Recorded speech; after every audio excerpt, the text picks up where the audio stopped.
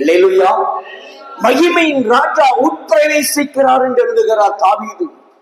தேவ பிள்ளைகளே, தலைகளே, உங்கள் வாசல்களே உங்கள் தலைகளை உயர்த்துங்கள். நாவி கதவுகளே உங்கள் உயருங்கள் என்று எழுதுகிறார். நாம் ஆண்டவரை உயர்த்த வேண்டும். கர்த்தரை மகிமைப்படுத்தி அவரை கீர்த்தனம் பண்ணி அவரை பாடி அவரை உயர்த்த உயர்த்த உயர்த்த தடைகளை நீக்கி போடுகிறவர் நம் முன் கடந்து வருவார். அல்லேலூயா. தடைகளை நீக்கி போடுகிறவர் நமக்கு முன்னால வந்தால் மாத்திரம்தான் நமக்கு முன்பாக நம்முடைய வாழ்க்கையில குடும்பத்தில் இருக்கிற தடைகள் நீங்கி போகும். அது என்ன தடையாயிருந்தாலும் நான் பட்டியல் போட்டது போல எப்பேற்பட்ட தடையாயிருந்தாலும் அந்த தடைகளை நீக்கி போடுவதற்கு ஒருவரால மாத்திரம்தான் உண்டு.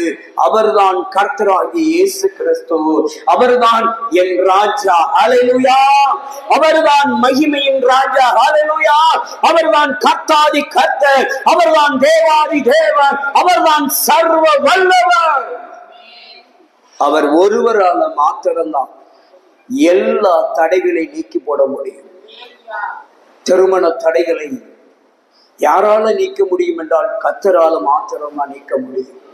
குழந்தை பாக்கியத்தின் தடைகளை யாரால் நீக்க முடியும் என்றால் கர்த்தரால மாத்திரம் தான் நீக்க முடியும். வீடு கட்டுகிற காரியம், வீடு வாங்குகிற காரியம், நிலம் வாங்குகிற காரியம், நம்ம இழந்த பொருளை மீட்கிற காரியம் எல்லாம் யாரால முடியும் என்றால் கர்த்தரால மாத்திரம் தான் முடியும்.